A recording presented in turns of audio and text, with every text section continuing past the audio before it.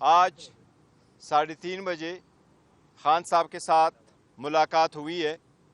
उमेर नियाजी साहब थे मीटिंग में, मरवत साहब थे उस मीटिंग में, मैं था और शिराज रांझा साहब थे। ये हाई कोर्ट के ऑर्डर के मुताबिक हमारी मुलाकात हुई है।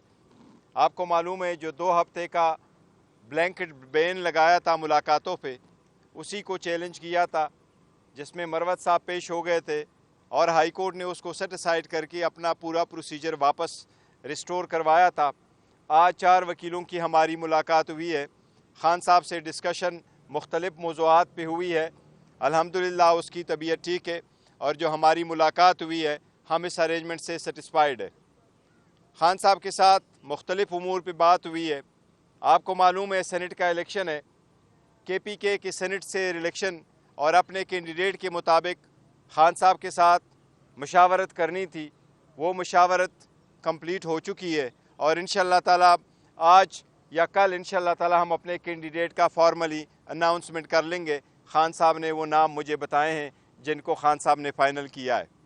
उसके साथ साथ खान साहब ने इंस्ट्रक्शन दी है हम KPK गवर्नमेंट में एक कमेटी बनाएंगे और वो कमेटी में मरवत साहब भी होंगे।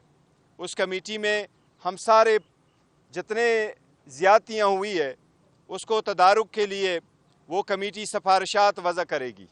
वो उन लोगों को जिनके साथ ज़्यादतियाँ हुई है उसका कैसे मदावा किया जाए उसके बारे में भी सिफारिशात होगी, और अगर लोगों ने गैर कानूनी काम किया है तो उन लोगों को कैसे हैंडल किया जाए उसके बारे में उस कमेटी की सिफारिशात इंशाअल्लाह ताला उस पर होगी।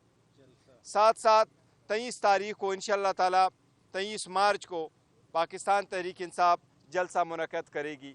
वेन्यू का और टाइमिंग का इंशाअल्लाह ताला बाद में हम फॉर्मल अनाउंस कल परसों तक इंशाअल्लाह ताला करेंगे।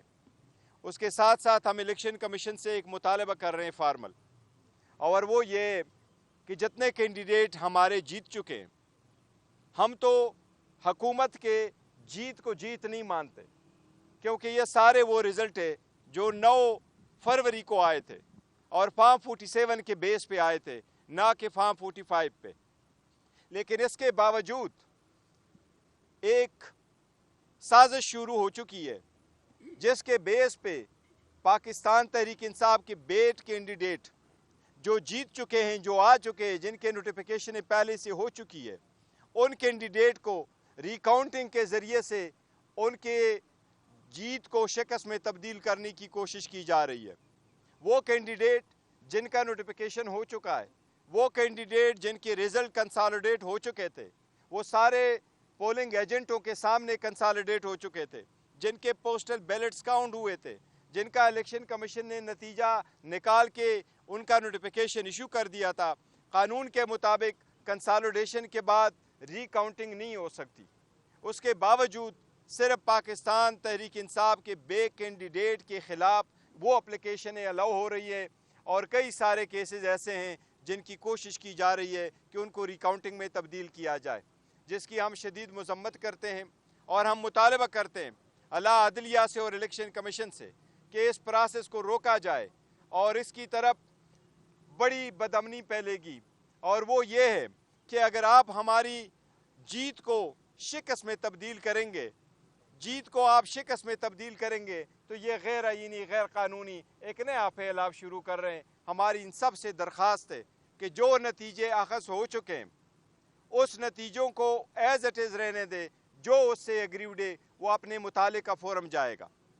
साथ ही साथ आज जो reserve seat related Peshawar high court का डिसीजन आ चुका है, उस पर भी खान साहब से मशावरत हुई है, और इसको इंशाअल्लाह ताला हम बहुत जल्द सुप्रीम कोर्ट में चैलेंज करेंगे। हमारी सुप्रीम कोर्ट से दरख्वास्त होगी कि इस पे जल्द लार्जर बेंच बना के इससे जल्द फैसला किया जाए, ताकि जिनका हक़ है वो उनको मिले। क्योंकि हम इस बात पे कायम हैं कि कायीन के आर्टिकल 51 के मुताबिक किसी भी पॉलिटिकल पार्टी को उसकी जीती हुई सीट से ज़्यादा रिज़र्व सीटें नहीं मिल सकती।